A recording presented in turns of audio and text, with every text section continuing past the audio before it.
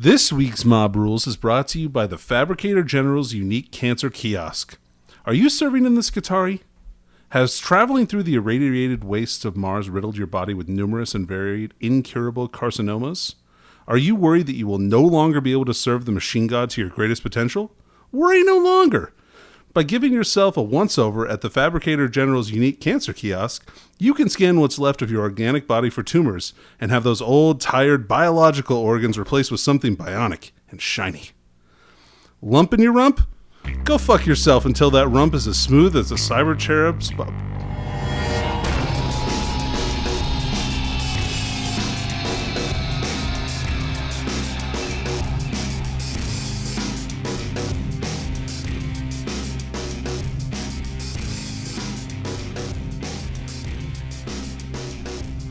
We have lots of kiosks. Yeah? Oh, we have lots of... I will turn down this music and not Dave. I chose the wrong channel. That's an interesting that's an interesting podcast idea. But from what I found out is even if you turn down the levels here, then you can still hear us talk about it. Yeah, apparently. Hey, welcome to Mob Rules, episode 83? Or did I get that wrong? 82? I stopped counting. Yeah, I stopped counting. Episode 80-something. We've been here for almost 3 years now. In fact, I think August is our 3-year anniversary. Man, 83 was a good year, though, right? 83. Yeah, it was a great year, It Danny. was a great I get where you're going now. We're both old men. I, of course, am John, joined as always by... My Dave. He was Danny. born in the 70s. Yes. 1970. 1870s, if you listen to the people that know me. Yeah, in the 1970s. Okay. Jerk. Okay. Isn't that what I said? Get off my lawn, Danny. Did I say that? Did I just say generic 70s? Oh, I thought you said 1970. No, I said Flat. 1770s. And he I said 1770. yeah, 1970, like 70. Yeah. Okay, cool. Yeah, we're on the same page. All right, good deal. Hey, Danny. Hey, I'm here too. Yeah. Woo! Yeah, That's good stuff. Kiosks are very popular when a lot of fun cuss words end in K. Yeah, right. I'm just so glad we're getting so many good sponsors. I know. Yeah, right. I mean, that's that's like a big name, right? Right? Yeah, they're huge. Yeah. Go fuck yourself. It's classic. Who would have thought that we could be able to say that? Yeah. I can't wait to get a smooth rump. Yeah. I want my man hump to be smooth. Hey, Dave, what you been up to? Well, I When have does been, this launch? Oh, okay. Good. Not tomorrow. This launches on the 10th.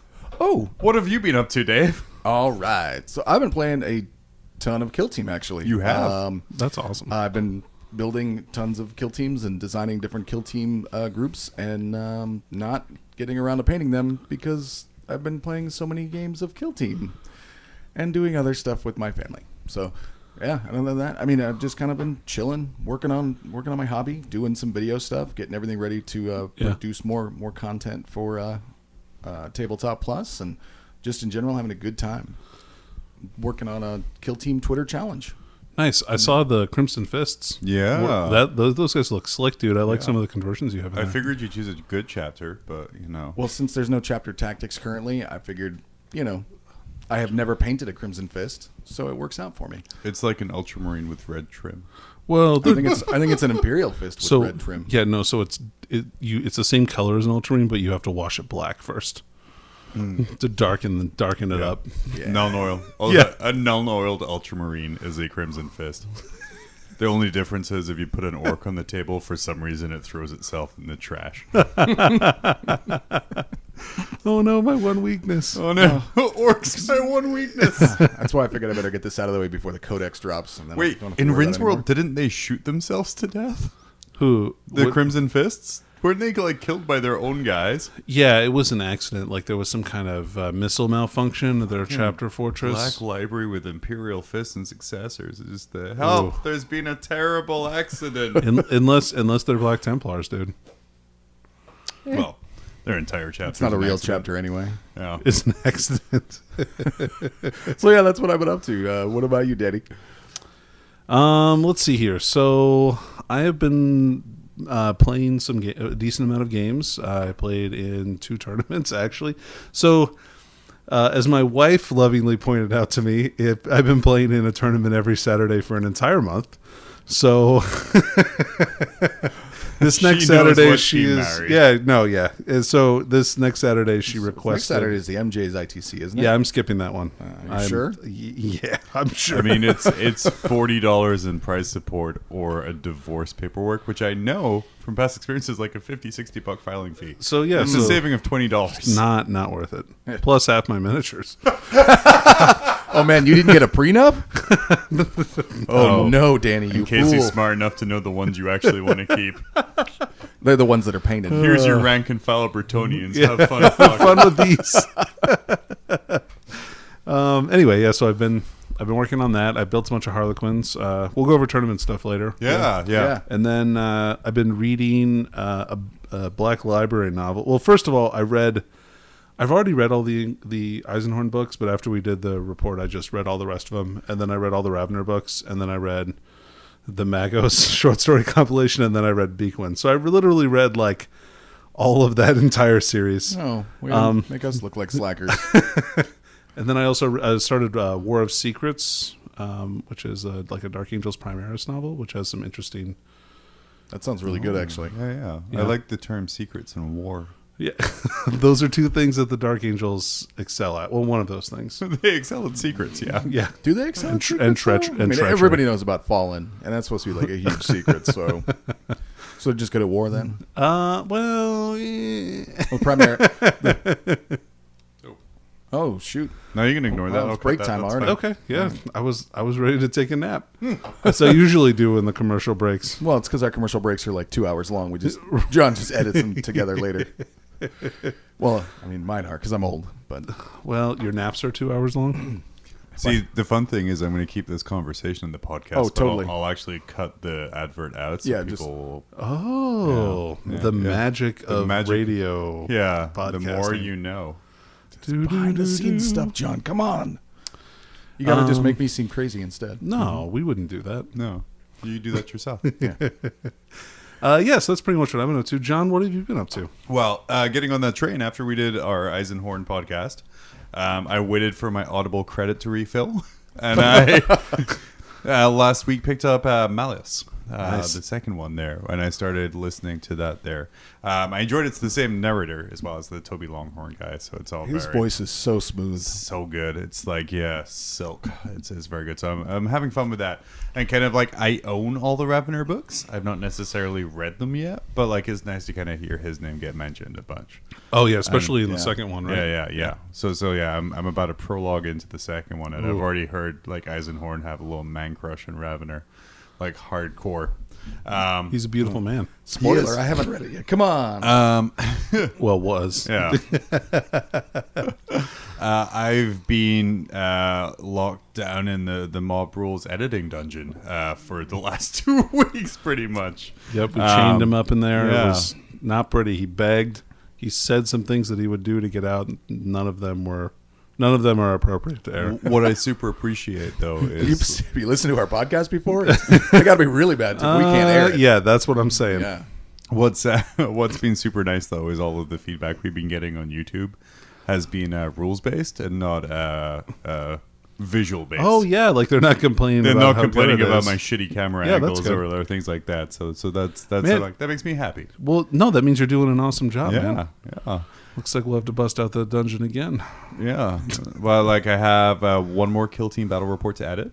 Man, I'm excited and about then that one. after that, I have like a special little 40K game that you, Dave and Danny, are going to be playing for me in a special scenario I made up. I told you I'm not going to be naked. So I don't care Special what you say. tools. Well, oh yes, Yeah, yes. very excited about that. So, if you listen all the way to the end of our last podcast, congratulations, one. Confusing. I don't know why. For real, yeah.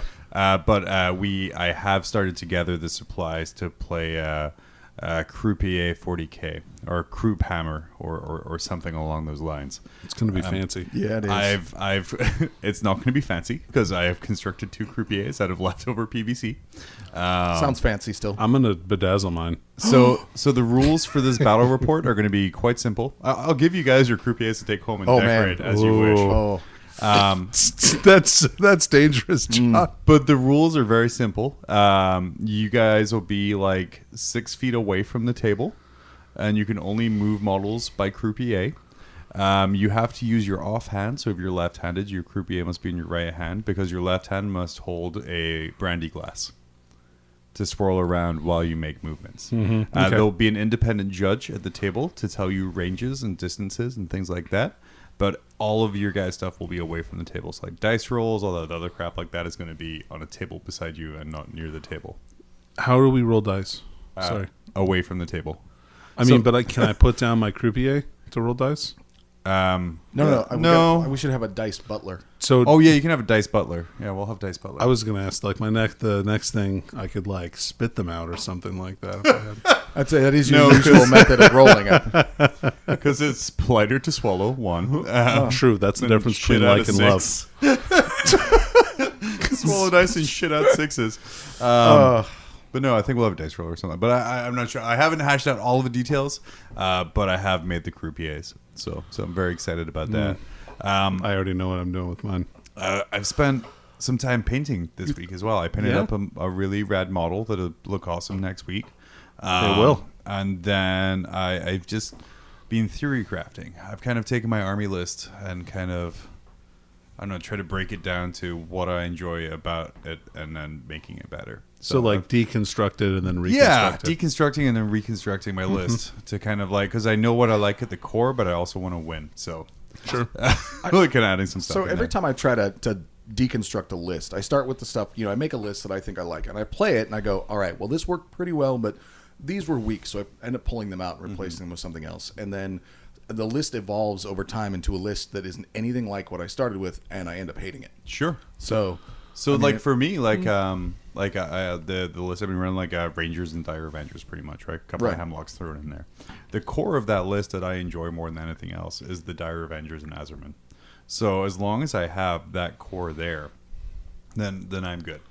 Like I cut down on Ranger squads, I cut down on everything else, because the thing I enjoy most is my opponent, like, oh yeah, these are Dire Avengers. They just have a shuriken cannon that's strength 4. On a 6, it's -3.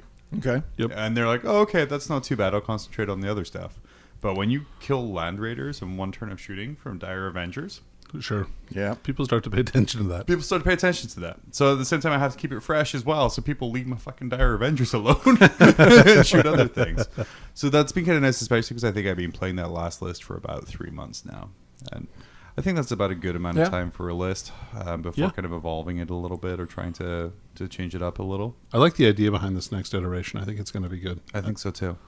I think you're going to make some people sad. We're gonna. That's the dream. That's the whole goal here is to make people sad. As the 34th best Azerni player in the ITC. I just feel like you don't have enough Harlequins in the current iteration that you're looking at. That would make me a Harlequin player and therefore very low in the rankings.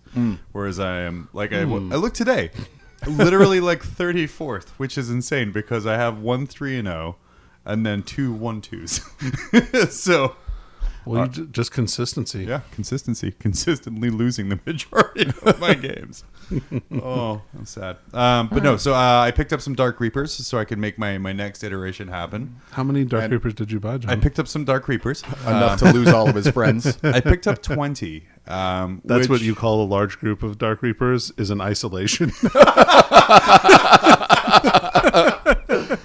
I posted up on Twitter. I put a picture on my Twitter feed of like 4 boxes of Dark Reapers, and I was like, "You've heard of start collecting Eldar? Now you start losing friends."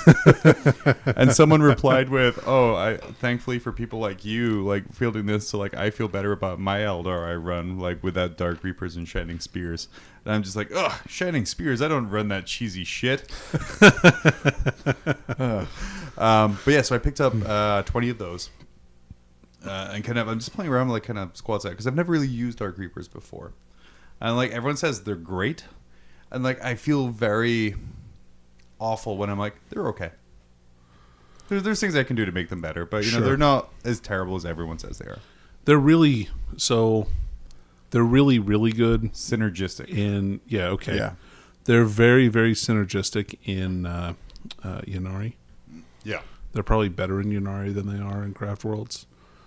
But they're still. I mean, yeah, because the shoot again and so live, die, repeat. You can guide them, and then have them shoot again. Yeah, which is really, really powerful. Oh yeah, for sure. But some of us Eldar players can't be cheesy and are scum. Yeah, yeah. Don't get me started on that. I assembled 20 Dark Reapers. I purchased them as well, and that's about it, really, outside of tournament stuff, which I know we're going to cover kind of a little later on. Yeah, because we have a lot of it. Because we have a lot of that. Holy crap, We're going to talk about 3 different tournaments today, we folks. Play competitively. So is it only 3? Yeah. It's only 3. Yeah, and you're right. And there's a narrative one. In 2 weeks. So, go. There's a narrative one in there as well. Yeah. So it's not all like hardcore tournament players, unless you're John. Yeah. Then seriously. Then both of the events that he played. There. I don't know what happened. We've created a monster. Yeah. You have, Danny. You have. You keep your paws off me, Danny. I don't want to be great at 40K. Just kidding. Touch me. Okay. Before we head to break, I'm going to play, I have a few voicemails I'm going to spread out kind of sporadically throughout the episode this week. So I'm going to play this one right here before we go to break. Hey, Mob Rules voicemail. I just want to know when John's going to stop being such a big fucking chicken and get in one of these bat reps. Thanks, guys. Wow, okay. So that was that. Well, that's a legit request right there. What's up, bitch? What are you going to play in the bat rep? Seriously. Okay. So one of the reasons I can stay sane, so roughly, again, behind the curtain here, the way we shoot our bat reps, every minute of screen time is about 3 minutes of editing. So for that hour bat rep, I have to watch and edit 3 hours of footage, and is way more exciting for me if I haven't seen the game. Sure. I don't know. It sounds like an excuse. It is. It absolutely is an excuse. I don't have painted models. My dice don't show well on camera. All right. Is that all of them? That's that's 2. You don't like the way your voice sounds. I don't like the way my voice sounds, even though I spend hours and hours editing my voice a week. Anything else? You're gonna need a 5-pack to get out of this voicemail. I think here you're gonna need 2 more. No, I'm gonna start playing some battle reports soon here. Awesome. Mainly because that means I got to record more battle reports. Well, mainly because I know we're gonna start branching out, doing some different systems other than kill teams. We're gonna start doing some 40K and things like that. And mainly the way our system is set up. So the way Phil the Glacial Geek films things is, he has the one camera focused on the models, dice rolls, and things like that, because his opponent doesn't have to be a part. He doesn't want to put that quote unquote internet fame on his opponent. Sure. Whereas our setup here is, if you're playing, you have a camera in your face for the whole game. Yeah, it's pretty brutal. Which is pretty intense. Yeah. Which, not everyone is going to like. Sure, that makes sense. So, yeah. I will be playing more just because, it's not fair for me to subject this to people and then be like, fuck it, I ain't playing. That's what it is. I mean, it's fair. You can do it. It's just... You could, yeah. Yeah, but no, I'll definitely kind of be getting into more of the battle reports as we branch out. Mainly just as we're editing and kind of finding our feet in this new visual realm.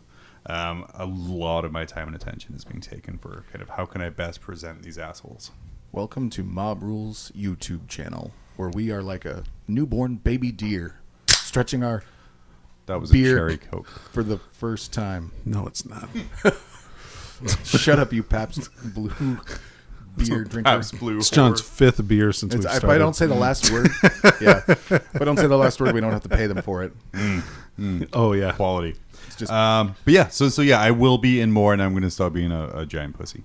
So thank you for your question. It was a really uplifting voicemail. Thank you for that. Yeah, I enjoyed it because it wasn't Dave Sucks. So don't worry.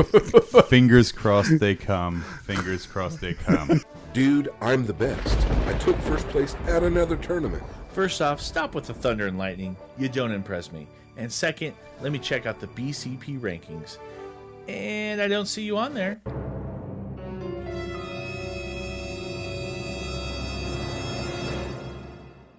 What? Your TO needs to download the Best Coast Pairings app and run events on it. After the event, the results are uploaded into BCP rankings, and the best part, it's easy and free. But I play multiple game systems. No big deal. The BCP app can be used for any game. A ton of events every weekend are using it, from major international tournaments to local stores. And now that it's available on Android devices, you're going to have some serious competition. There can be only one BCP Rankings is a fun and exciting way to measure how you or your team stack up. No matter what you play, your score goes to an overall ranking, or compete to be the best in a game, a circuit, a region, or the world. Download the app or visit www.bestcoastpairings.com for more info. Best Coast Pairings. Are you the best? 34th in Eldar. Oh, man, I got to check what my rankings are for. Well, let me check that right now Something. while you guys talk about tournament stuff, because I wasn't there for the first one. Oh, you weren't here for the first what? The first tournament? Yeah, he was busy traveling to. I was traveling to his first event. Mm-hmm. Didn't you go to the tournament before you traveled? No, I decided against playing 10 hours in a tournament, getting 2 hours of sleep, driving for 6 hours, then playing 10 hours in a tournament. Oh, all right. What a baby! Well, I know. You're right, I am a fucking pussy. I'm going to sound clip that guy. I'm being like, when's the youngest time you join a pussy? Never. All right. Well, Danny, right. you wanna go first. Yeah, sure. What do you got? So 2 weekends ago, right before the last podcast, right after the last podcast came out, I played in our monthly ITC event here in Anchorage. I played Harlequins. Well, actually, okay. So I played all 3 different Eldar races, but the majority of my army was Harlequins. Okay. So I had I took a lot of haywire bikes because I thought that the meta here was going to be pretty big thing heavy. Very knight heavy. Yeah, which ended up being relatively true, or at least vehicle heavy, right? Yeah. So I played against, the first game I played against Deathwatch, who had a Knights detachment, so the big Knight with the Gatling cannon and rapid fire battle cannon, and then 2 Helverins. So I was able to kind of casually kill the big Knight without a ton of effort Wow. put into I it. mean, don't He had a really bad... keep it humble, Danny. Well, but, but I didn't shoot at it with very much to have it die. So it felt like I think I rolled pretty good. So it just died.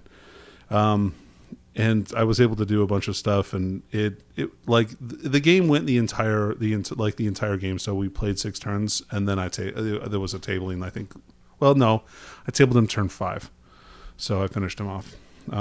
Just to interrupt quickly, Dave, you are not ranked at all. However, your daughter is 3,703rd. You know what? I'm good. Which would be above you in the rank. No, if I'm not ranked, you can't actually give me a number. You don't know where I would be. No, you can't. below everybody else Below who everyone actually else. tried. Nope.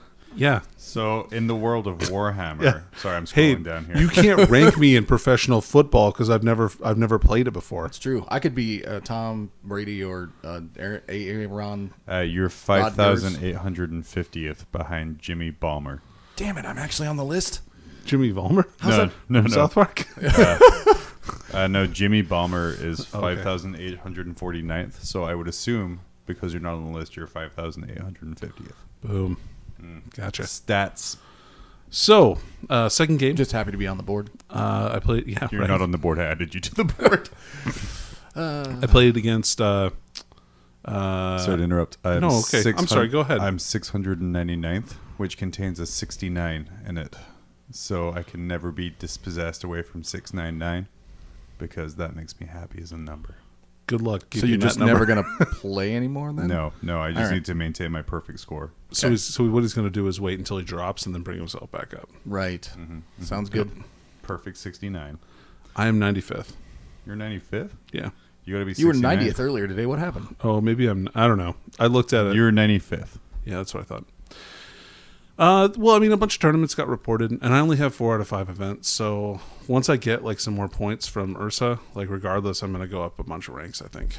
So Okay. we'll see what happens. I'm probably going to dip below the hundreds here though, but before that happens, because they still haven't reported ETC. So Mob Rules is looking for a new third chair. If you know anybody who is above the 100s, Yeah, because feel free. it's a real freaking bad sign when out of 3,500 people, you're 95th.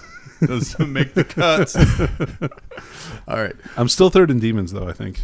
I thought you moved up to second. No, I never quite made second. I was like 2, or I was like 3 or 4 points below second place. All right. So back on track. First game was a complete tabling of the other guy, and you won, and you took that down. So second game of the tournament. I played against a the only person in Alaska who's ranked higher than me in the ITC, which is Rob Porter, and he had a Talarn command attachment with I don't know, the salamander vehicle or whatever that gives rerolls to hit for a super heavy and a shadow sword. The Trojan support vehicle. Yeah, that's it. Trojan support vehicle. So he had that, and outflanking shadow sword, some company commanders, and then he had Adeptus Mechanicus detachment with 3 units of 15 electro priests that can infiltrate. So they're all like starting like 9 inches away from you or whatever, and also some blood angels with some scouts and smash captains and stuff. Anyway, so I got first turn in that game, which was really good for me because I was able to basically, because my army moves so fast because it's all mounted on like jet bikes and that kind of stuff, I was able to basically fly around the board and I killed the 1 unit of priest that could threaten actually into my stuff, and then his shadow sword came on and didn't really do very much to me because I don't have any tanks really. And then I don't know. Anyway, I tabled him. On turn 4, I think. Yeah. And then so my favorite part of this game was turn 1. He put his general kind of like behind this building, but it gave my rangers enough room to be within 9 inches of him. So the rangers walked over 7 inches, shot him with shuriken pistols, and then assaulted him and killed him. So it got rid of a bunch of his command point regeneration, which was really nice. Nice. I was really happy about that. And then round 3, I played against one of our local Dark Eldar players, who has a really tough list. It's kind of the cookie cutter flayed skull battalion, and then the Vect spearhead with flyers and stuff. So it was a really tough game, and it lasted. It went 5 turns, I think, maybe 4 turns before we ran out of time, and neither of us really had very much left. He had a couple of flyers and some characters, and I had like just little bits and pieces of squads and characters around. So I don't think I would have been tabled by turn 6 just because I had still a decent amount of models on the table. Anyway, but it was really bloody, and I managed to win by like, I don't know, 8 points or something like that. So I ended up taking that tournament, which is great because that was my first Harlequin tournament victory. Last time I got second place, so which I think pushes me up to number 5 in Harlequins, which was pretty cool with 2 events. So this tournament, the tournament that John was supposed to attend that he decided not to, you took first in that. Yeah. So how different do you think it would have been if John had actually showed up? I mean, I probably wouldn't have played against John. Yeah. So no, and it's nothing to do with John's skill level. So John, I don't think. So the list that John was playing at that time, I don't know that it has. I don't know the capacity for like a big win, right? Like a blowout win. And I was getting 30 and 40 points for my first couple of games, and then I got like 60 something points for my third game, or 25 points or 26 points for my third game. I was like 60 points. I didn't think you could score that much. No, you can't. You can't. Holy crap! But I got a bunch of points the first 2 games, and so I don't think we would have been paired up against each other unless he had also gone 3-0. But we had a good turnout for this one. It was 18 it looked like it was good. 19 people. Yeah. I was like with my list. When I win, it's mid-20s, and when I lose, it's mid-20s, and generally that's how it goes. I mean, but that's consistent, right? Yeah, that's pretty good. So that was the first tournament, and then we got then John played on a Sunday. Yeah, then John went on to Fairbanks. Man, I did. I went on a weight game. He went north above the wall to where the wildlings live, right? Yeah, so like my wife and I had never really been to this town in our state, and it's kind of like the second biggest town in the state. So I'm like, yeah, we'll go up, try and drum up some players to come down for our kind of major tournament we're having down here in a month or 2 months, sometime. Eventually, it's like literally 1 month away. Yeah, it's literally 1 month away. Yeah. Well, it's a 1 month and a week, 5 weeks. Okay, 5 weeks away. Good. I have so much to do. Hey, John, but so kind of drum up some kind of player interest, kind of pop my face up there, and kind of help our community down here, and spread the love. So I went up to play in that tournament up there. It was run by one of the local players off of the military base. Luckily, my wife has access to bases, so I was able to get on and play. And I learned some really important lessons that day. Okay. my expectations of what a game of 40K should look like and what I should play like is going to be different than other people's. And I know it's a super weird thing to say. But, I showed up. There's not a huge amount of terrain on the tables. Yeah. And I'm like, oh, because I know in our tournaments here, I'm used to like dense terrain. Yeah. Usually one big one in the middle and something on the side. Or two big ones line of sight walking in the middle, stuff on the side, kind of craters around to kind of like just ways that you can kind of mitigate a lot of stuff.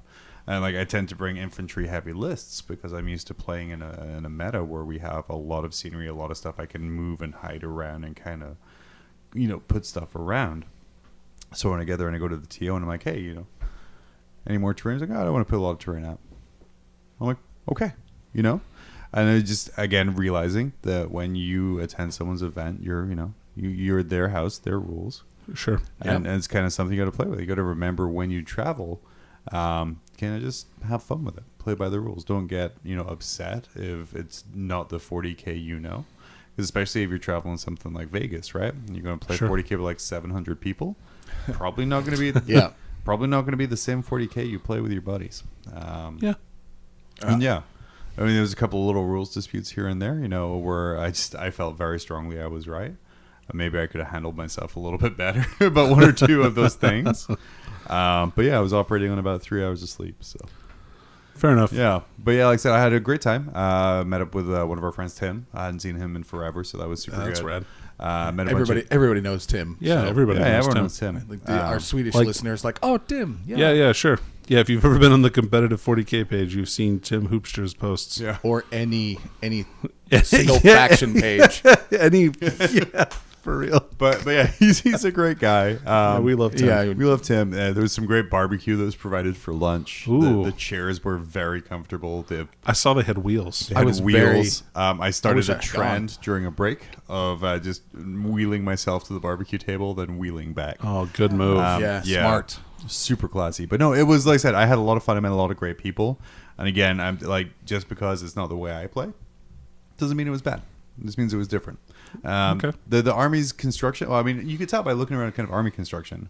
Armies were built as lists that don't usually deal with a lot of terrain, So there was like less infantry, kind of a lot of vehicles, not having to worry kind of about movement and things like that, or kind of fitting in. So that's kind of how that meta is. So it was kind of really good for me to think about, how can I improve to the point where I'm just not focusing on my local kind of meta. Where you kind of keep your build a list that can be flexible if you're traveling. You know what I mean? So So if you're experiencing a lot of terrain or not a lot of terrain, and so you can have just a little bit that can do both. Yeah. There's a reason I bought 20 lists. Dark Reapers. The tournament was the reason I bought a lot of Dark Reapers. Sure, understandable. John's coming for you, Fairbanks. Well, what was that? Okay, so it showed me really easily the faults with my list. And you said that I don't score super high on things like that, but I don't have a lot of high damage output. Sure. Well, yeah, and you don't give up a lot of points, right? Right. I don't give up a lot of points. I think the worst loss I had was like 30, which I think is the only time I've been scored that high against. Yeah. And that's because I had a Hemlock that spent 4 turns shooting at a Helverin and did not destroy it. Oh, wow. Little things like that. Wow, really? Yes. And vulnerable saves were rolled very well. So there's things that went, but like I said, it's a very good defensive list. And like I said, I've learned kind of a lot of things. So it was a lot of fun, and it was good meeting everyone.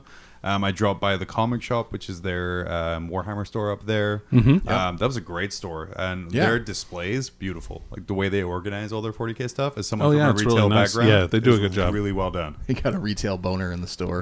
I appreciate good displays. So if you go to a lot of local comic shops, you just throw shit on the shelf. Be like 40K nerds, find it yourself. Yeah, right. It was actually sectionalized, well laid out, kind of. New ones were front facing, but they were also kind of in line with their armies. So, yeah, nice. This has been retail talk with John. Yeah. So, but that was Fairbanks, and then we all played.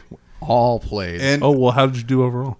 Tell me about it. I don't know. Like, Oh, okay. Oh, I do. 7th or something like that. How did I do? Oh, I thought you were talking about Out your of scores. 10? I was going to say, didn't you lose all 3? No, I went 1 and 2. One So and two? I lost my first game against really good. It was essentially Wolfen and then an Imperial Knight detachment. So it was 2 big blocks of Wolfen, a big blob of Wolfguard bikers, or like the really? elite ones, like 9 or 10 of those. Interesting. 2 Helverins, a Calexis, and 2 blobs of 9 Wolfen.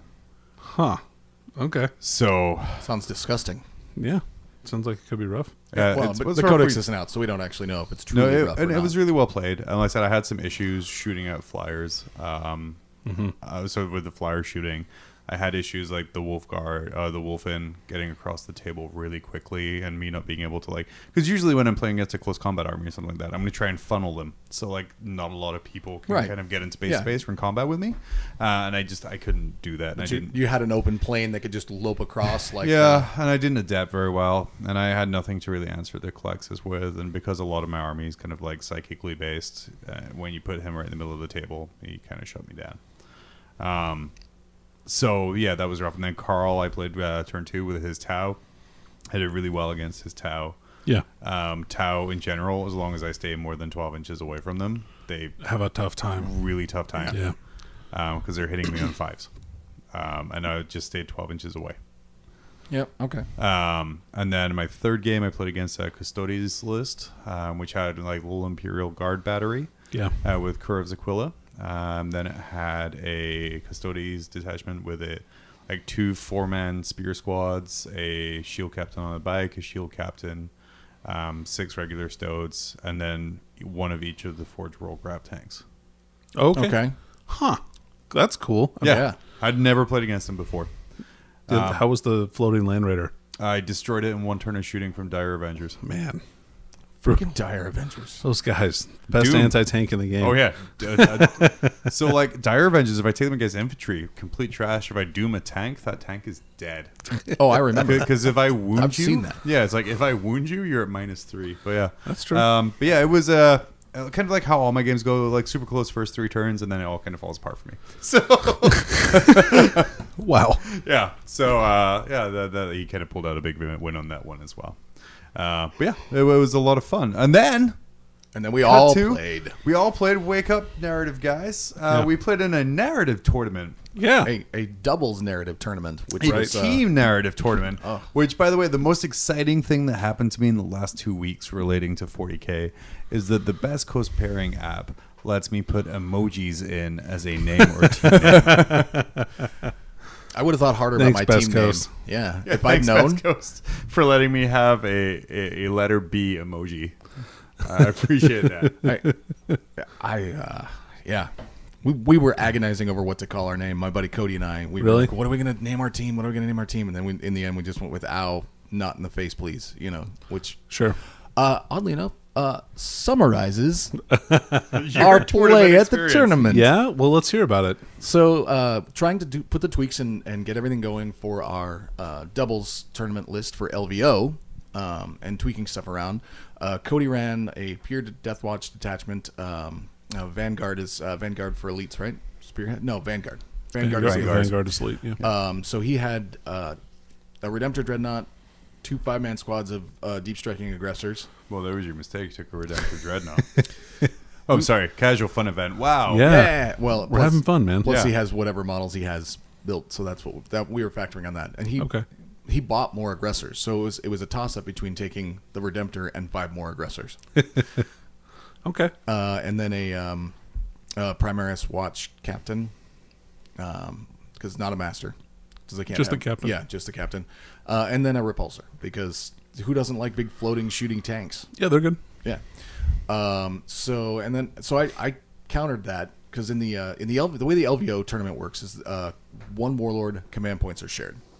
Oh, okay. That's cool. So I countered his not having command points by taking a battalion of just Primaris to get us some command points, and then some. Then I last minute switched from having Hellblasters to going with a full Imperial Knights detachment. of two Helverins and an Armiger. A Warglaive. A Warglaive. Yeah. A Warglaive. And I thought that was, I was just testing it out because we were just tweaking it and seeing what we got to do. Grabbing the nipples, see if it turns anybody on. Right. Yeah. Well, as you do. And so we played our first game against some guys, the O'Donnells, great guys. Yep. The narrative mission was for them to smuggle something off the board. They started in the middle and had to go one way just off the edge of the board. Oh, okay. So we set up hiding behind all of the terrain because our meta has lots of terrain, so they couldn't shoot us in the first turn. And so we stayed hidden. They moved, and we popped out, except for my two Helverins, which I watched Magnus go from 0 to fuck Helverins in about 5 dice rolls or something, and he blew one up. And then, on the first turn? On the first turn, yeah. Ooh. And it was at the edge of the board. Like, if I could have been further away, I would have, but he wouldn't. I don't think it would have mattered. Yeah, he's pretty fast when he gets warp time off. Yeah. He got everything off. It was crazy. Got off. Yeah. And then I got the tweaking Helverin some nipple horns. off Let's the talk board. about that, yeah. So I pull off. We pull out and start shooting. The repulsor lights up. You're saying that shit on purpose. Comedy is meant to be natural. Oddly enough, actually wasn't on purpose. Yeah. So the repulsor comes out of hiding. Your first kid. And lights Magnus up. For what is he can lose 10 wins before he goes down a profile, right? I think it's 9. Okay, but yeah, it's close enough, right? He got it lit up for enough to not go down his first profile. Which, by the way, once Magnus goes down a profile, he gets really screwed. The rest of the repulsor's guns wiped out the squad that was carrying the objective, so he had to get a new objective squad on there and keep it moving. And the rest of the stuff basically stayed hidden so that we couldn't get screwed up by their 4 Demon Prince list and Tyranids. So it happened. The game progressed as it progressed along. Cody deep strikes his aggressors in the backside of because he had to take out the Hive Guard. Because I couldn't see the Hive Guard because the terrain was really line of sight blocking. Okay, man, but you know what? Until the Hive Guard could see you. Yeah, they sure can. They could. No eyes, but doesn't matter. So their guns have eyes. You ever watched a Hive Guard blow up a Redemptor, which then takes out your Repulsor when it explodes? Dude, I've seen bolters blow up a Redemptor. Because I have. Model. Man, yeah. So Cody's Redemptor took out his Repulsor. Wait, it destroyed the whole tank? Yeah. Redemptor blew up, taking out the Repulsor, which made us go, shit. Well, good game. Yeah. But we didn't give up, so we kept playing. The aggressors killed almost all of the Hive Guard, actually. Nice. With their shooting. With shooting? With shooting. Okay. Oh yeah, no, they were at almost max range when we dropped in because the way that they range stuff. I see. And then he charged in and started punching Termagants. And so next turn they kept moving stuff across the board. Magnus takes out the other Helverin. My Warglaive charges over and proceeds to die because I suck at tactics apparently with baby knights. Okay. But we're still plinking away on the guys that are carrying the objective, knowing they have to get it off the board. Sure. And just slowly working them down, like do. They're not paying any attention to things. This is the way we're going here. We ended up last turn of the game. We killed the guys holding the objective. Nice. And then they were like, "Oh, well, we got this. We're just going to pick it up and run it in with the next guys." Cody moves his captain, who also has the Beacon Angelus, and brings the last squad of aggressors, boom, back over to the objective, which put out the only way they could win the game was to table us. Oh. And they went into hyper mode with Okay. 5 minutes left, thinking that they were like, "Oh, we got this." It's like, boom, we got this. So 5 minutes left, they go into hyper mode, and they're just throwing dice, going crazy, killing stuff. Time ends, and we win by default. Default. Because they didn't manage to roll the dice before time ended to kill the unit of aggressors, which would have given them the win. Dang. So I feel bad that that's the way we won. But at the same token, woo, we won! And then we proceeded to play teammates Taylor and his partner Matt, who was running Black Templar. Oh, yeah. And Taylor was running, Death Watch. Yep. And proceeded to treat us like it was prison rules. Showed you how Death Watch ran. Rough. Yeah. So we brought Showed you prison rules narratively. the second mission was the only one I actually didn't feel was really balanced wise because the deployment for one side. I'm going to versus the other heartily was- disagree when we talk about Okay. the third mission. That's true. So we ended up getting just absolutely smoked. But a great game. We were just having a good time, and it was a blast. Good. Cody was having fun, which was the most important thing for me in this tournament because I was like, I don't have to have fun. People don't even like me. It's fine. As long as Cody has fun, we'll still be gone for LVO. I won't be looking for a new doubles partner Right. Yeah, after there you this go. tournament. So we lost that, and then we played against Leon and Lee for the final game, which ended up in a tie. Okay. So because we didn't really understand what we were doing with the narrative mission on that one. The see. moving of the objectives and getting off the board, and they didn't either at first. So it was like, we're doing this. So it worked Crap. out. Yeah. So it worked out. Lee brought 11 bajillion sniper drones. At one point in time, Leon and I went outside to sit down in the cool air while he was shooting Cody. And when we came back inside, he was still rolling his dice because that's how many dice they have apparently. So we ended up actually pretty good. tying with that game, which was awesome. So Cody and I finished 1-1-1, the perfect 500. Oh, wow. And went 6th out of 13. Look at you. Perfectly balanced. So top half. I'll take Yeah. it by 0.5. Yeah, we had 13 two-man teams show up. Yeah, it would have been 26 players, which would have been a it's- good sized tournament. That's a really good. really that's good. Bigger Yeah. than not 50% bigger, but like almost a third bigger than our normal tournaments. So that's pretty good because we usually get about 18. Yeah, that The sounds about right. lure of the narrative. I don't know that I think it was more the lure of getting your friend to play a game with you. Since your well- partner your partner doesn't play in the regular tournaments, and No, Cody definitely no. doesn't. Yeah. And, well, I don't, but I mean, Yeah, that's true. I really should start, but You should. You should. It's Yeah. fun. Yeah. It's fun. Maybe you can come by and play sometime, dude. Maybe you move up to 3,499. I got to get on the board first. That is on That's the board. yeah. That's on the board with 0 point. You could show up, pay, drop. But That's you on that. if you guys want to see what we ran, you could find our lists on the BCP. Actually, you can't for that tournament because it's weird. oh really? Oh, really? So yeah, you submit all your lists individually, but as soon as the round start button hits, all of the individual players are replaced by teams. Oh no. Oh. Oh, is that why I didn't get any scores? That's why I figured I would Well, be actually don't be know. on the I list. don't know what happened with it there, but yeah, the lists aren't up there. But Danny, how was your experience? You So I had a good time. I was going to team up with Josh, and we were going to bring some broke dick shit, but that So kind glad of you fell didn't. through. Yeah, it was fine. And so I brought the same list I was going to bring anyway, which was not like terrible. Like it's pretty balanced. I brought Knights and Skitarii. So I had a Skitarii battalion with a couple of Engine Seers and 2 squads of Rangers, 1 squad of Vanguard. And then I had a Knight Super Heavy detachment with 1 Knight Gallant and 2 Armiger Helverins.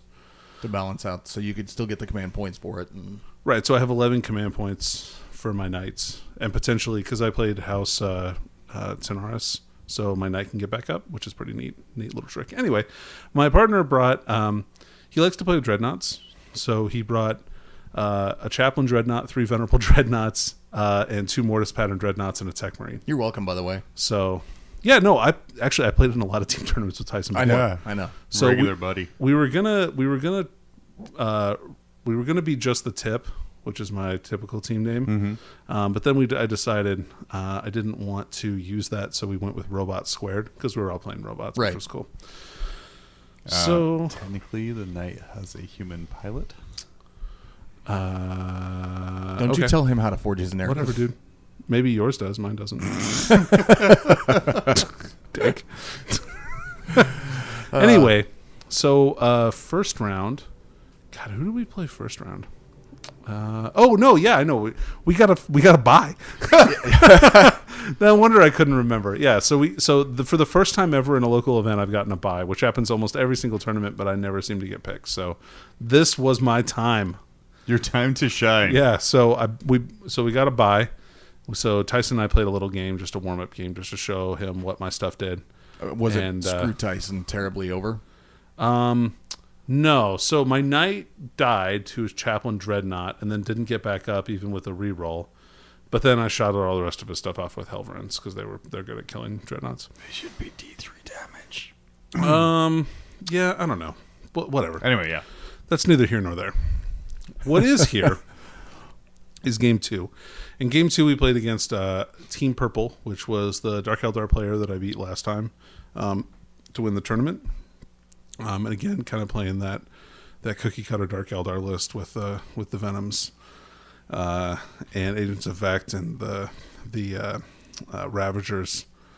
And then the other guy was playing a really cool list, actually. He played Destroyer Wing, so he had 3 units of 6 Destroyers. And Necrons, right? Yeah, Necrons. Okay. And then a Cryptek with the Scarab Cloak, so we could fly around and hang out with them, so they got better reanimation protocols.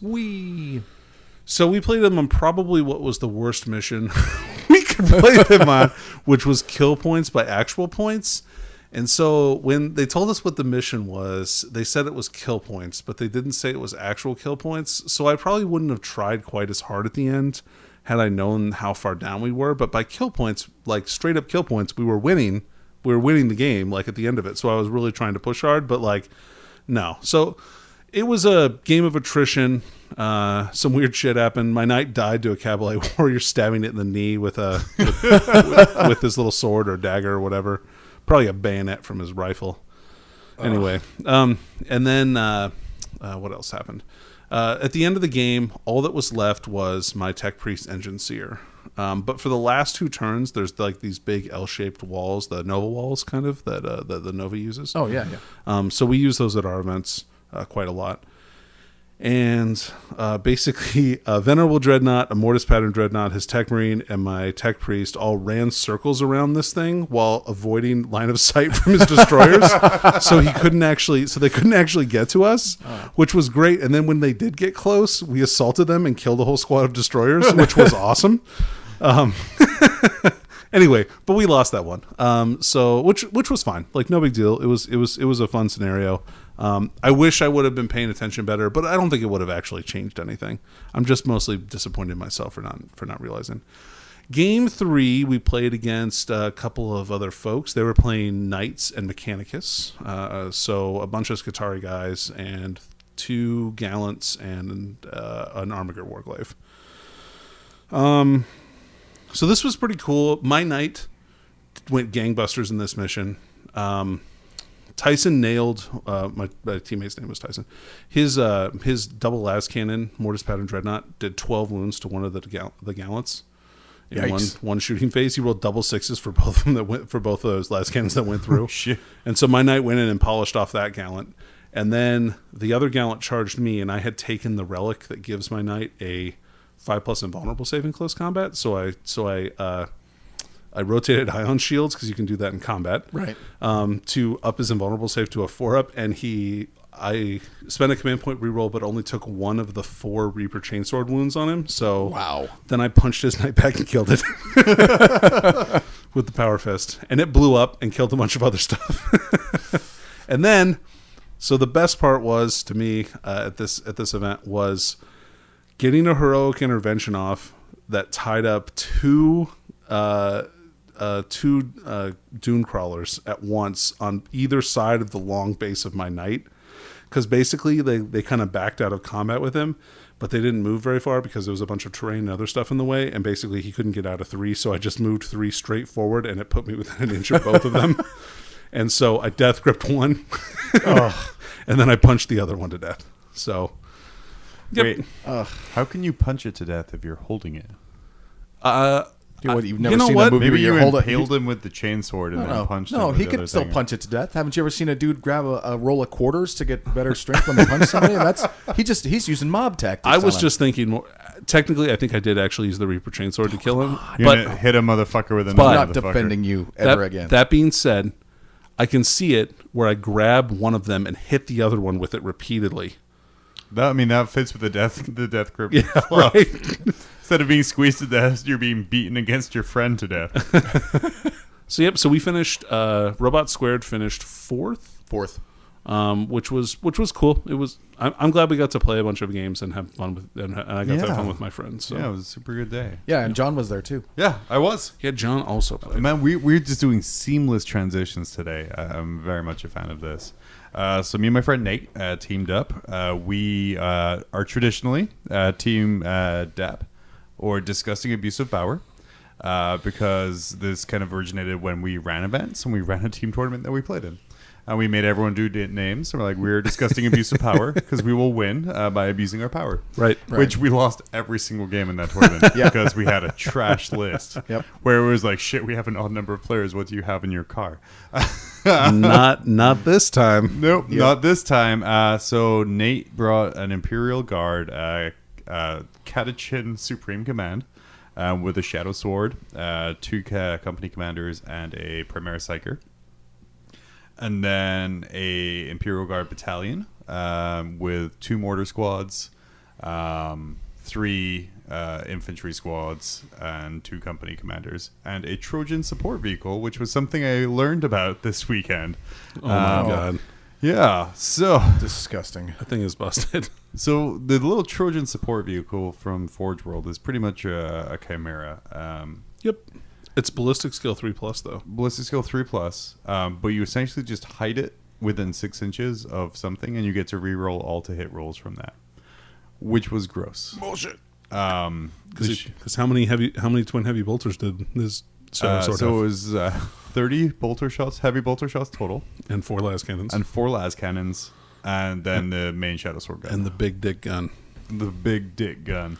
And man, did it do work. So in our first game was against a couple of Eldar players, the Monkai Slayers. So Okay. I felt pretty right. safe as a non-Monkai. Oh, what did you bring? I brought Eldar. Oh, yeah. So I brought my Broke list to this fun narrative thing. I brought a Autarch with the fancy Shimmer Plume. I brought a Farseer, 3 squads of 5 Dark Reapers, and 2 Wave Serpents. And that is exactly 1,000 points when you give the Wave Serpent Spirit Stones Nice. and another Shuriken Cannon. But yeah, our first, we were against a couple Eldar players. They had 1 big squad of Dark Reapers, a couple of Fire Prisms, things like that. Turns out, measuring from any point on a giant tank is pretty busted. So when your fuel barrel has line of sight to a Fire Prism, Oh yeah. Okay. Oh yeah, that giant tank. yeah, You gotta watch out for those fuel barrels, man. They're dangerous. So yeah, Unpredictable. turn 1, Nate shot the Shadow Sword, re-rolling to hit because of the Trojan support vehicle. He scored. He rolled really fucking well. He scored something like 38 wounds or damage total on a Fire Prism. So she gone. Neat. They allowed teammates to kind of get the benefit from other people's psychic powers in this tournament, but it had to be like keyword and everything related. So my Farseer doomed another tank, and so 30 heavy bolter shots at strength 5, re-rolling to hit, re-rolling to wound, is really freaking gross. Yeah. Yes, it is. So yeah, and So Danny and I brought totally fun lists to have a good day. John wanted to absolutely bend over and rape the. I bought Dark Reapers. I wanted to see how they worked. Apparently, really fucking well. Yeah, super good. Super good. So we tabled our opponents turn 3 on that game. But no, super good guys. We went next door and they bought us lunch and a beer. Oh, that was nice. That was really nice of them. I was at the table right next to you guys, and it was just everybody was just having fun. You know. Yeah. It was super good fun was had by all, which is super nice because I always like when about turn 2 in the game, me and Nate were like, maybe we should have taken different lists, and we're like, no, this is thematic to our team. Hold on, that doesn't sound right. It sounds like Nate was probably going, maybe we should have taken That's different what I lists, said. and you said, Yeah, this is thematic to our No. team. I don't get to win games. This is enjoyable for me. Good. So then, So wait, hold on. I think I actually understand how this scenario went down, right? Okay. How this game ended. Your opponents were like, if you stop killing us right now, we will take you over and buy you lunch and beers. And just stop. Please stop. so no, they had an Autarch on a bike and a Farseer left, and they're like, well, we lost. And then we went next door for lunch, but because I talked to one of the guys about my sister-in-law's deck, and he's a contractor, he can write it off as a business expense. So Nice. that's where that came. Oh, so nice. it's exciting, you know, good cool. old IRS tax code. And then second round, we played against one of our teammates, Dave, Lee, with his Tau and the sniper drones. And then his partner was, shit, why am I blanking on this? Leon. That's were the why I'm Lees. blanking, because Yeah. it's the Lees. Lee and Leon. Oh, Lee and Leon. Leon was taking some Blood Angels. He took kind of like a smash fucker captain. He had some Sanguinary Guard, a unit of Hellblasters, and He had the Primaris soup. yeah, Primaris Soup. Yeah. And then Lee took 27 sniper drones, which turns out do 18 wounds to a single Shadow Sword in one turn of combat. That's it? Yep. Which was still pretty good, enough to make Nate a little worried. But then we proceeded to give Leon a break as our entire army shot at Lee. Like, I think turn one, not a single thing of Leon's got shot or threatened or hurt. But by the end of turn one, Lee had one sniper drone left.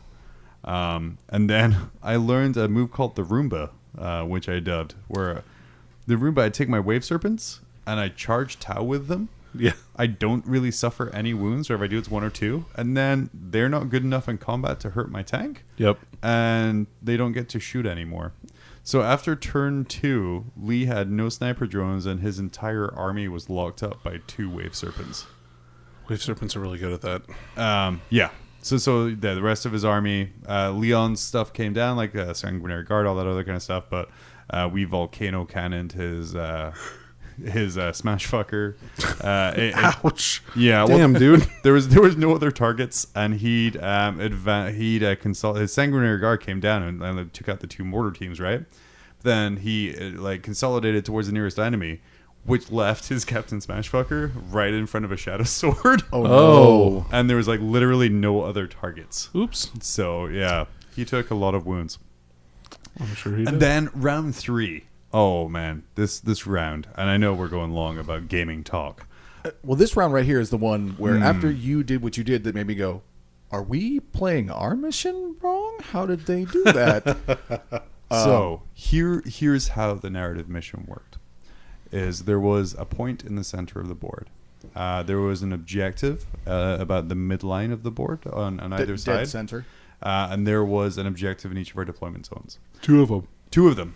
You took the objective to the center of the board, and you could activate it, and whatever was within 8 inches of the center was beamed off the planet. Boom. And your points, the points you scored, were 1 point for every point of stuff you have beamed off the planet. So like kind of a reverse kill point kind of thing. Yeah. But they were removed from the table. They were gone from play. And we're up against Team Purple, like the team Danny played against, with all of the destroyers and all this other kind of crap. So all we did was they got there on their first. They went first. They got all of their stuff to the center with an objective, ready to teleport stuff up. All of my army was on 2 Wave Serpents, so I just pushed all my army to the center of the table. And I'm like, you guys can teleport now, but we're scoring 1,000 points. You guys are scoring 300. And the Necron guy was like, yeah, we probably shouldn't do it. And his partner was like, no, we're doing it. We got this. And all my stuff. So my army's gone. Turn 1. I literally moved 2 models and then pieced out. And then Nate destroyed his Shadow Sword in 1 turn of shooting. Yeah. They So will I was do like, that. fuck. I was like, Nate, are we going to be, because I don't know. So I go to the TO and I'm like, hey, what happens if you get tabled? He's like, the game ends immediately. I'm like, what about victory points? Just whatever the score is at that point. So I go to Nate. I'm like, Nate, get tabled. He's like, what? And so I walk away. And I'm like, if we get tabled, the game ends immediately, and we are winning by 700 points. Yeah. So we proceeded to charge guardsmen into vehicles because you have to fire Overwatch, or if you're in combat, you have to attack. That's true. Yep. You don't have to fire Overwatch. Well, you have to attack though in combat. Yeah, that's right? true. No. Oh no, wait, that was Age of Sigmar where I asked that you could step out. You yeah, no, didn't have to 40k attack back. you have to attack back. You're right. They had funky mission rules where you got a bunch of mortal wounds if you stuck by the edge of the board. So we kept all of our stuff by the edge of the board. We spent command points to reroll morale tests from 1 to a 6. At this point, our opponents were like, wait, stop fucking shooting them. If they get tabled, they like. And at this point, we had 3 models in one squad, and 1 company commander with 1 wound left. They're like, don't shoot anything else. But I'm like, at this point, we're like, Nate's just smiling at this point. He's like, okay, well, morale phase. I lost 7 guys in this guard squad, so they're just dead. And then it's like, we're going to do fire in my position for the company commander, which means he takes like D3 mortal wounds or something, so he's dead too. Congrats, you tabled us. And we won by being tabled. Wow. Good stuff. With an hour and 10 left in the round. Yeah, you guys were like walking around, strutting your stuff there. Oh, like, dude, I was so happy. And Nate's like, I've never thrown a game before. I'm like, it's fucking disgusting, isn't it? Man, does it feel good to win that way? First person to ever throw a game to win a game. But I didn't Well, throw the game sometimes because you we got won. to. Yeah. All right. Yeah. We were tactically adequate in what we did. And yeah, so we came first in the tournament. We went 3-0. Congrats, man. Thanks, man. good stuff. It felt a little dirty doing it by forcibly tabling ourselves. But yeah, it was all kinds of good. But yeah, so much tournament stuff. Let's take a break and come back with something a little bit more light-hearted. If you're in the Anchorage area and need your hobby fix, head on down to Tier 1 Cards and Games. Whether it's 40K, X-Wing, Attack Wing, Yu-Gi-Oh!, Dragon Ball, Pokemon, War Machine, Age of Sigmar, Malifaux, or even Magic, the Gathering kind, not the Siegfried and Roy kind, Tier 1 Cards and Games has the space, the players, and products for you to build your forces and destroy your foes. Not in Alaska? Enjoy our snow suckers. We've got none. And while you're stuck inside, check out Tier 1's live Twitch stream at www.twitch.tv/Tier 1 Cards. Streaming ITC format, 40K starting at 11 a.m. Pacific Standard Time on the last Saturday of every month. Oh, that's good. Tasty. I don't even drink them. I just like pop in the cap. He pours them out on the floor. It's really sticky in It's here. a really disgusting abuse. Yes, of beer. that's beer. Yeah. Oh, DAB. I get it now. Disgusting abuse of Bauer. So, hey, a little bit more lighthearted because, man, we talked about playing a lot Yes, today. we sure did. We got to represent the Daves of the world who don't really play.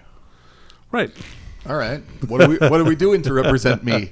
Well, I don't. It was your Big old idea. jerk. I'm not going to All right, so- steal it. You fucking do it. So you got Gen. Piece of shit. All right. So we got Gen Con that just happened this Yeah. last weekend now. Yeah. So A weekend. Yeah. Happened I'm happened in coming August. to you from the future, From like the 10 years from future. now. Where GW unleashed a slew of board games, just an absolute butt ton of board games. It's amazing looking. It's like they hired a licensing manager, and that dude's just signing papers left and Yeah, right. right. Yeah, he must So, be making people happy. You got Wrath and Glory coming out, the RPG. Yep. There's I got my email from that. It's coming September. Really? I'm like, nice. wow, that's a long way away, but yeah, okay. I thought Thanks. I thought you were getting it at the end of July. Okay, Me too. So we got Wrath and Glory. There's a Hobbit board game that's coming out. Oh, yeah, I saw that. It looked cool. Of course, Adeptus Titanicus is on the horizon. They talked about that. I like There what you did is there a on the horizon. Munchkin 40K. Munchkin Oh, 40K. Dude, I'm way too so excited stoked for about that. that. right. I told my wife, and she's like, well, we're getting that. I said, oh, great. You're like, Oh, wait, man. You're- in I your- wasn't asking. In your head, I are you was thinking informing. she's going to start to play Munchkin 40K, and then maybe be like, "Hey, maybe I want to learn more about Let's not 40K." get I Same mean, here. let's not make wishes. Cart before the horse. Let's load up the wagon first. They got Blitz Bowl, which is a short Blood Bowl based game to help people learn. A little Oh, bit yeah. of Blood Bowl Oh, yeah. I stuff. saw this. Looks really like a good. small. Yep. Blood Bowl. Just a small Blood Bowl. There's It's like Arena Blood Bowl. Thanks. It's For I our think it's based European off of fans, the, that's no inside cricket shit. Whatever. I don't even know sports. wow. It looks like it's based Indoor off of soccer. Indoor soccer. That works. Sorry. Well, I'm done now. I think it's go. murder ball. I think is what they call it over there in the UK. It's just girls with balls throwing at each other. It's terrible. I don't know. That's Thailand. Wow. Yes. Thank you. Oh, you broke Dave. Levity. Oh my god. Okay. right, so that's Lovely. that. Let's wrap this show up. Yep. I don't know where we're going. I don't think we can go up from there. Oh, I mean, God. I think that was the high point, John. You've nailed it. I'm just gonna stop talking. I'm Wow, gonna Jesus. improve. So we got Space Marine Adventures. Just like Dave and those lady boys. Yeah, what? Nailed it. Yep. Okay. You, Keep up, Dave. okay. Come on, dude. Space Marine Woo. Adventures. Space Marine Adventures. You got a couple just flooding the market with board games. Right. So I tasked the guys with finding out what would be the next licensed game from GW to license out to anybody to make. So, and being that I tasked them with that, I have some of my own here. You guys remember Mystery Date from back in the day when you used to sit around with your girlfriends and try to get your dream date? Sat around with your girlfriend. No, I never played that game. That was marketed towards women, right? Yeah, that's why I said you sat around playing it. Oh, I see. Oh, okay. All right, so Yeah, good Sorry, burn. wait, dude. Coming- Good burn. try that again. I won't edit it. coming soon to a Toys R Us near you, Mystery Date 40K too edition. soon. Jesus Christ. It's been a month, Dave. It is for 2 players. You get to play the role of a sister in battle in search of her emperor, asking questions of the 3 suitors, finally choosing one and hoping he's the one with the golden throne. Choose wrong though, and you're burned at the stake as a heretic. Seems a little severe. Man, you've got some good. It's for kids. Yeah. Okay. Is it? Yeah. Oh, okay. Okay. I have one that was just recently signed. It's Hungry Bloat Drones. Oh, that's a good one. Yeah, it's just Hungry Hippos, but with a 40K sticker on it. And also, because it's 40K models and not hippos, the game only costs $129.99. It comes with 4 finely sculpted and detailed Citadel miniatures. Citadel miniatures that are- produced in the finest Finecast. That you can't remove from the base. It's gonna break. That is a horrible rumor. That is not true. You're right. You're right. Actually, I bet my Finecast is pretty durable. To be honest. However, the balls are lead. They haven't got around to recasting those in Finecast yet. Oh my god, that's the best. What you got, Dan? Danny, what's going to be the man. next hit board game? Did you ever play the game Thin Ice, Oh yeah. where you stack the marbles? I'm very on familiar top? with it because Yep. it was aimed at my gender. Well, Dave. Was that gender female?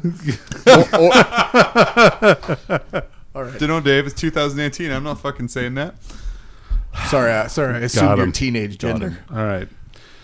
So my idea for your guys' ideas are like really well hashed out. Mine is Well, not super good. I literally, again, a little behind the curtain. I literally just Googled kids board games. And I'm just spouting shit out as it comes into my head. I have a better version of what he had, but it's not Oh, going to be do as you? funny because I didn't make the Finecast references. So. Got him. All right. So so Thin Ice, right? Yep, Right. yep. Finesse. This is called On Thin Ground. Oh. And you stack Cadian models on top of a piece of paper until they break through and fall into a Moloch's mouth. Oh, that's good. Interesting. Yeah. That's a plastic kit, so that'll last a while. It will. Both those things are plastic. Yeah, but eventually they're going to break. So, Well, then it's time for replacement. That's all part of the strategy. yep. So I have the next board game that you're going to see is going to actually be aimed more at adult gamers. The Settlers of the Satan, where you and your Boo. friends play the. Boo that man. I think it's pretty good. It's pretty good, yeah. Where you and your 4 friends, or if you buy the expansion, you can play up to 5 or 6. Where you try to build the biggest tombs for your followers to sleep in by trading sheep for skin and souls. So be the first to 10 tiers. Let your followers sleep to eternity. Losers get sharded into crystals and scattered throughout the universe, never to be seen again. Wow. That's really That's pretty excellent. good. Yeah. That's pretty good. I like that a lot. Well, do I have a game for you? It's like Operation, but instead of like the Operation table, it's like the Golden Throne. Okay. Okay. Was it Save the Emperor? Yeah. So it's A homunculus story? Save the Emperor, okay? So it's a picture of the Golden Throne, and the paper has all the right cutouts and everything like that. Okay. But there's literally no holes in the metal. so it's impossible to actually fix it or do anything with it. So you're just shocking the shit out of yourself. Shocking the shit out of yourself. Because there's an electric shock component of it as well. So when you get it wrong, you get shocked. Because, you know, you're hurting your Emperor. So yeah, it's just operation, but you can't win and everyone dies. And in order to fire the game up and play it, you actually have to sacrifice 1,000 psychers to it. And 1,000 AA batteries. Double A's. Oh, they're representative of human souls? Yes. No, okay. Yeah. Nice. Interesting. Nice. Danny. All right. You've heard of Jumanji. Oh. I have. Have Wait, you heard original which- Robin Williams movie or the remake? Or the remake So- with The Rock, which was surprisingly good. Both were excellent movies, Right. so I think we can both talk about Agreed. that a little bit. All right, good. I'm glad we're all on the save same that page. save that for our Jumanji-based podcast. Mob Rules reviews the Jumanji remake. No. It's a just- separate podcast all about Jumanji, the animated series. The actual different board games, the Right. 6 versions of them, the 2 different movies. And also Zathura or whatever. Zathura, the other one they made, yeah. the space one. That doesn't count. Oh, that is not canon. That's not canon. All that and much more on Jumanji Talk.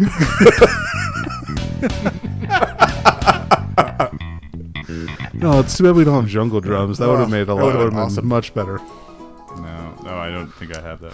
All right. Well, thanks for the ragtime. you're welcome. Anyway, from the makers of Jumanji, play Catachan. So it takes kids on a wonderful journey as they're teleported into the land of Catachan, where they have to face numerous different foes, like an orc, a rampaging herd of orcs, and an isolation of dark reapers, and the infamous Catachan devil. Ah, yes.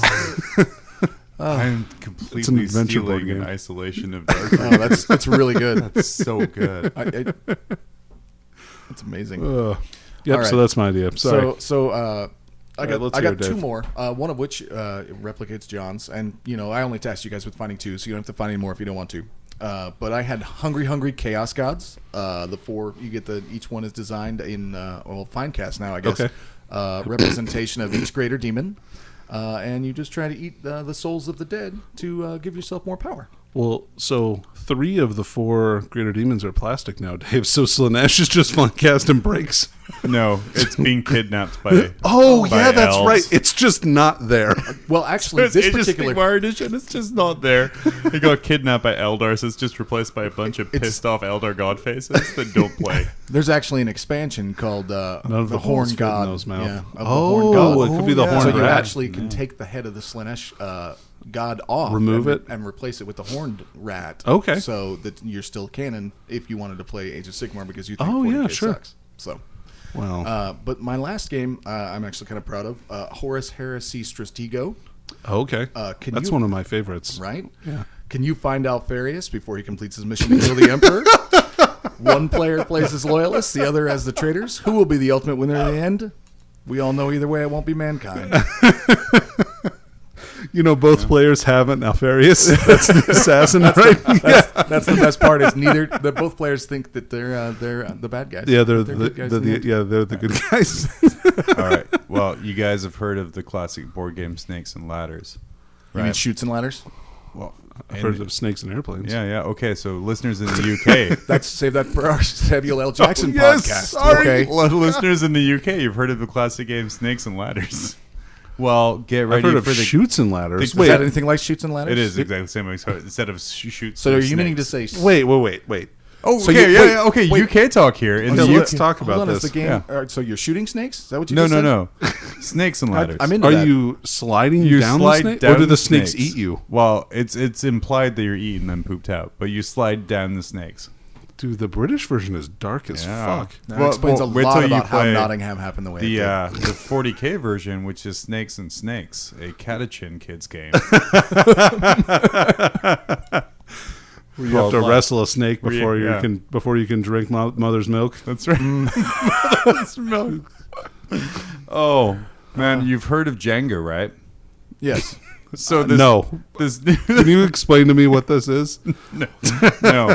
Well, get ready for the newest wonderful 40K licensed product, 40K Jenga. It's like Jenga, but it says 40K. And it costs. No, I'm just.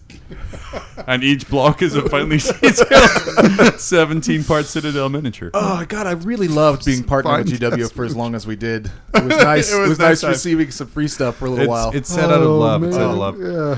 What about Ticket to Ride? Oh no, Game of Life. Game of Life, but Game of Oh, Life. yeah, Game of Life. Krieg edition. Oh yeah, I like that one. So yeah, just every space you die, and you have to replace the driver. The game lasts 14 hours. But in order to win, you have to make it to the 15th hour. Right. Yeah. That's right. So My original plan was just to say a bunch of games, and then they'd be like, it's like Connect 4, but it has Warhammer. What's the game with the crocodile dentist? I think that's actually called Crocodile Dentist. Oh yeah, okay. How about Orc Dentist? Where Like you're pulling the teeth out. Banking game. By the way, you know, it's like Monopoly. I would like to just Orc Monopoly. I would just like to put a disclaimer here right now. If any of these games show up on the shelves anytime in the near future, somebody is getting sued. Yeah, Yeah, It's us. probably us, It's actually. us. But Because if they're appearing in the show, for leaking confidential, violating our NDA. Good thing we didn't mention 40K Guess Who. yeah. Oh, John! Shit! Son of... Kill it, cast. Edit that out. That would just okay. If there was like a 40K Guess Who, it would just devolve into argument because it'd be like, is it a loyalist or a traitor? Yes. Yes. Is it a Dark Angel? Is it the lion? Yeah. Damn it. He always wins. Yeah. But no, that'd actually be pretty. Yeah. I'm going to make a 40K Guess Who because I feel that would be pretty fun. Well, good luck with that. Yeah. Yeah, it's just a lot of photoshopping, which is fine because I have hours of video rendering to watch not happen. I keep on complaining, but I do enjoy it. It's super good. It's interesting. You fun. bitch about it. You're like, oh, I got to do that editing. And then afterwards, he's smiling and he's like, man, I spent so much time editing. I feel so good about this. Very satisfying. And then the audio is messed up. But none of us realize it until somebody goes, hey, is the audio messed up? We go, Oh. no, it's fine. And then I load it up again in my editor, and I see it's messed up. So there's 2 audio tracks, so I delete the one audio track completely. I export it again, but the audio track reappears again. And at that point, I'm like, well, fuck it. Yep. Well, weird. Weird. But yeah, no, I bitch a lot, but I enjoy it. Generally, if I bitch a lot about something, I really enjoy it. So, yeah.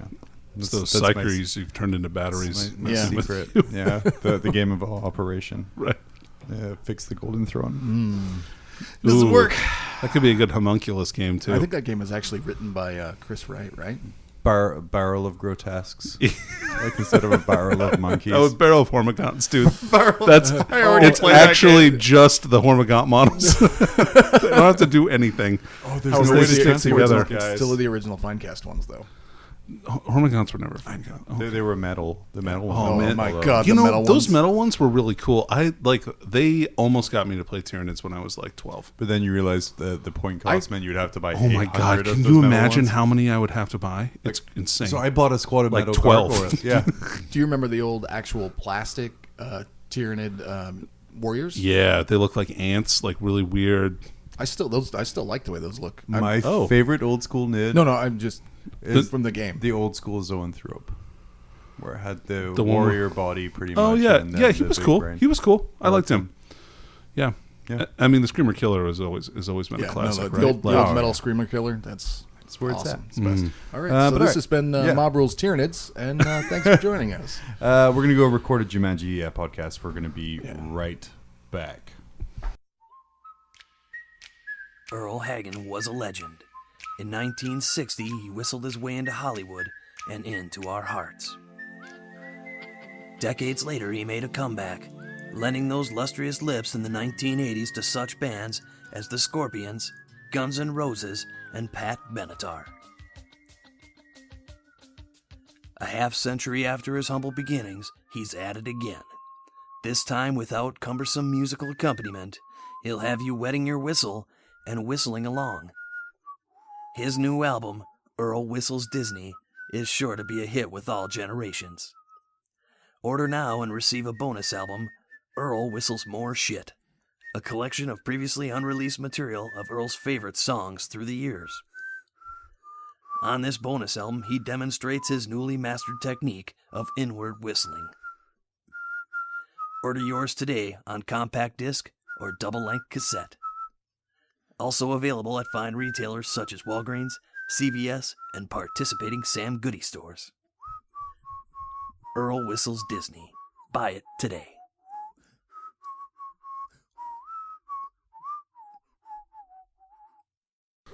Oh man. You know what my favorite part about that ad is the fact that it's just Peter from NGC 40K talking, and then we have Danny doing all of the whistling. Well, no, okay, so Peter made that ad for us for like forever ago, and I have like tons of other ads.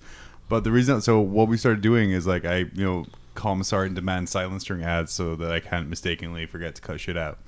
Right, because we want to make our listeners happy. Right.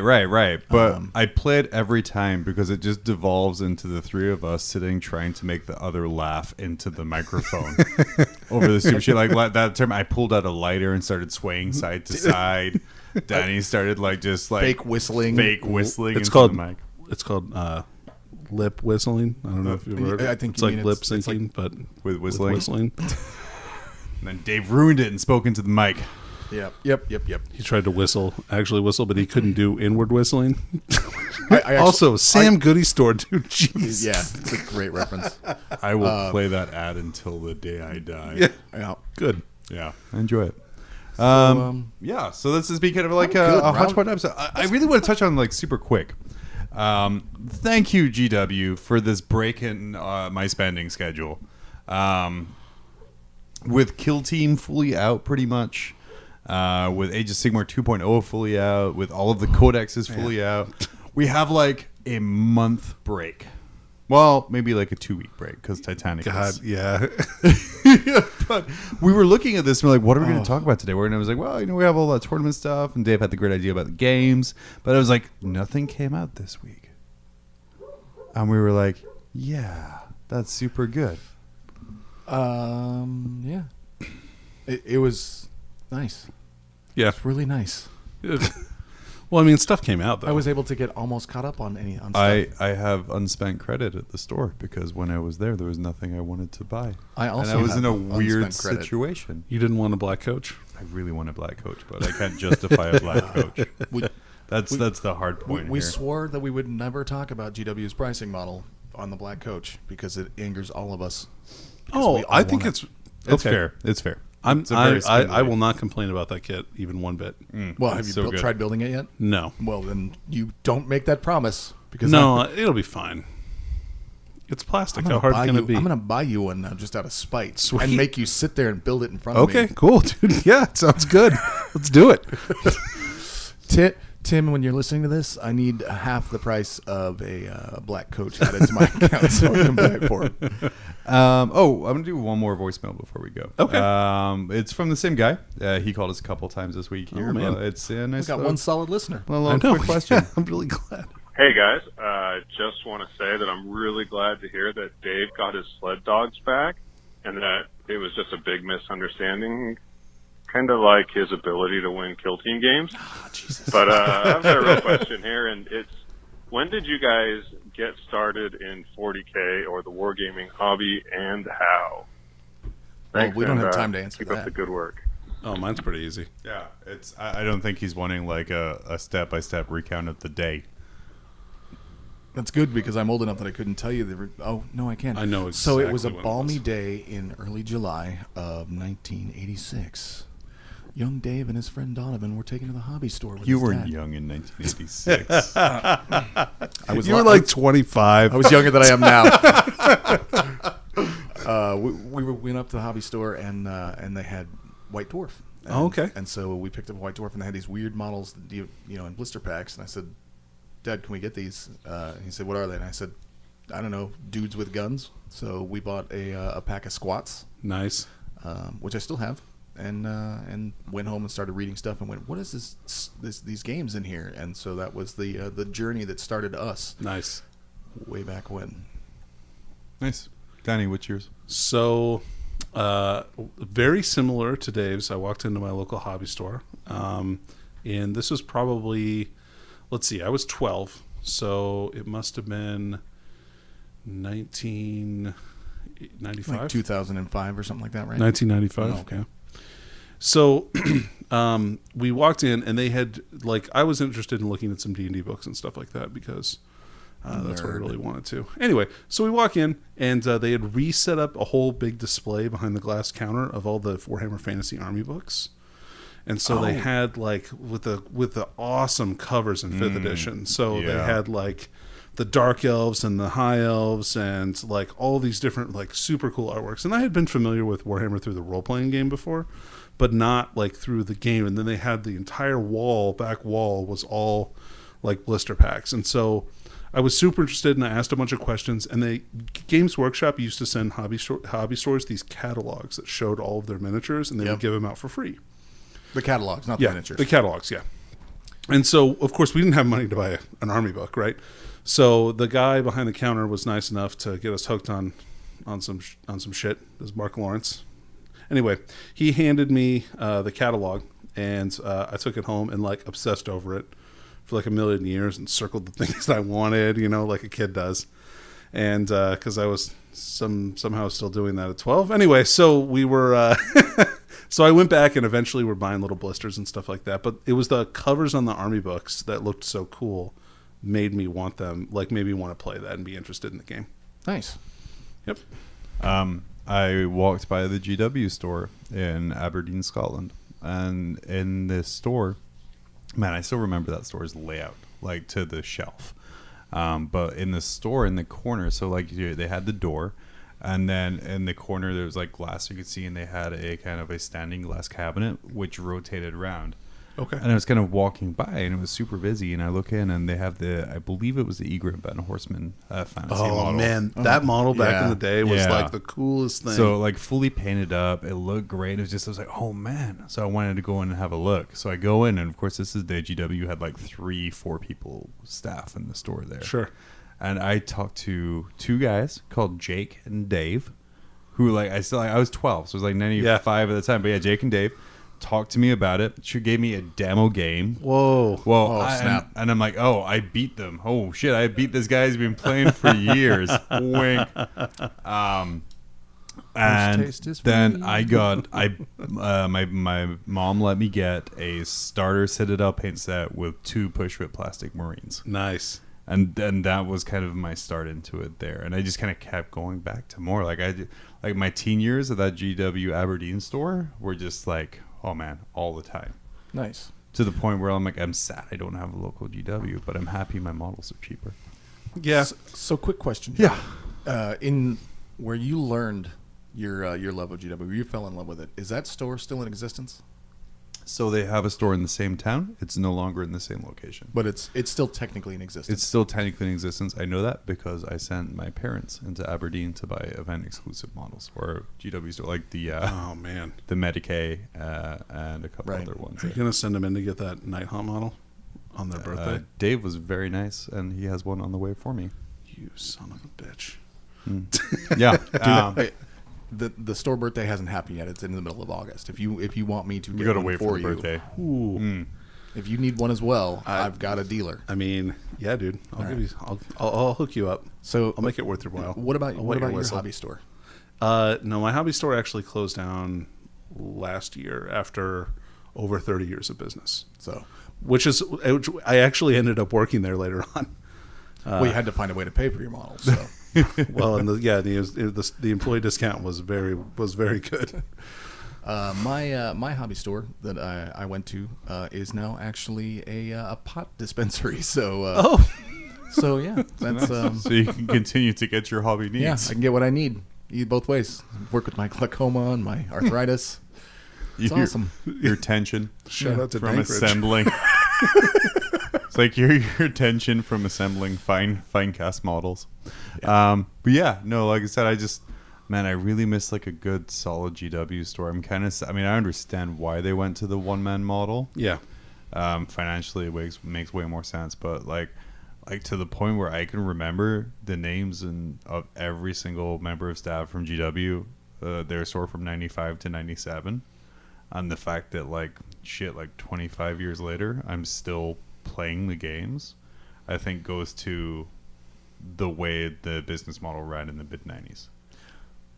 Yeah, but they're not hurting with the model they got going on right now. In fact, some of the some of the stuff that they do in their GW stores, the way that they have set up to get new people in, like you said, they actually have giveaways to, or the push fit models are given away, and there you paint them there, and then your kids get to. You know how I used to spend my Saturdays when I was a teen?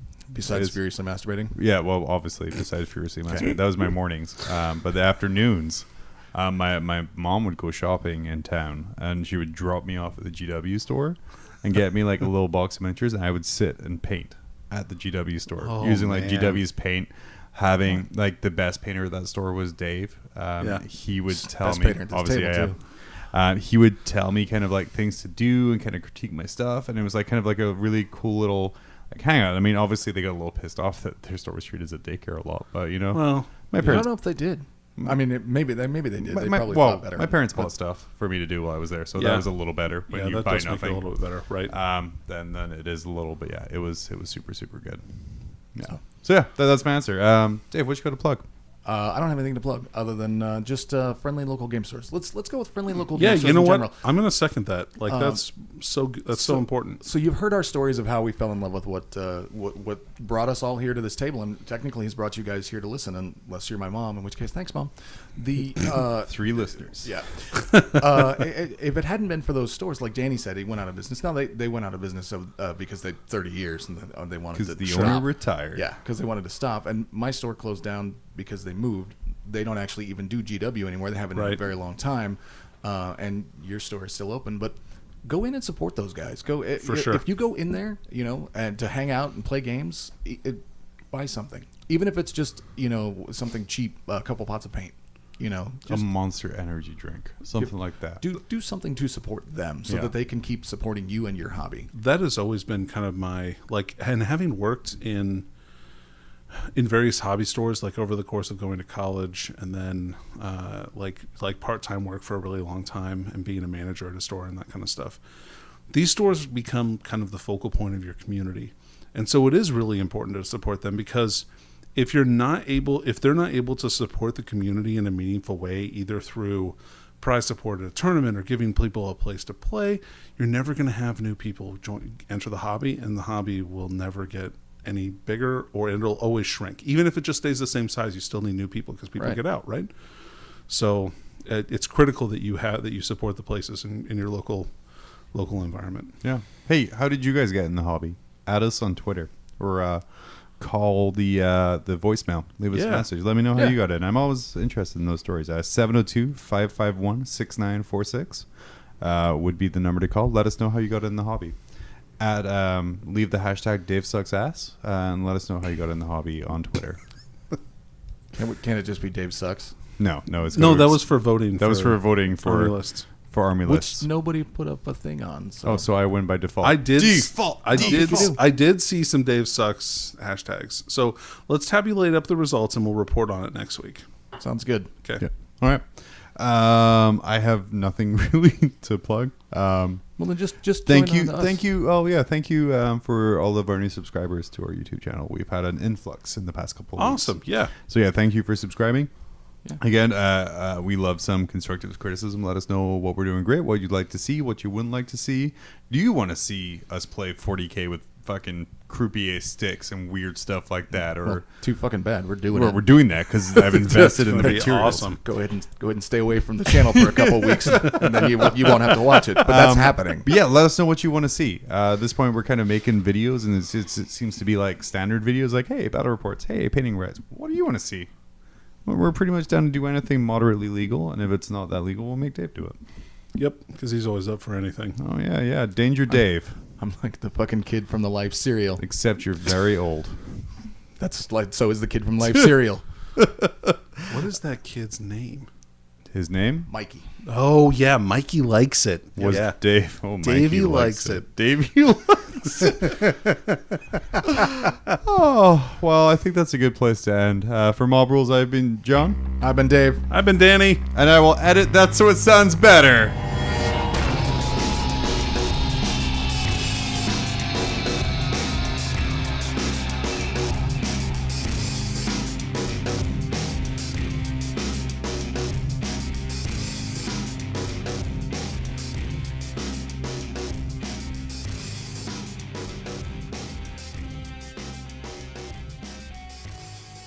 I just want to know when John's going to stop being such a big fucking chicken and get in one of these bat reps.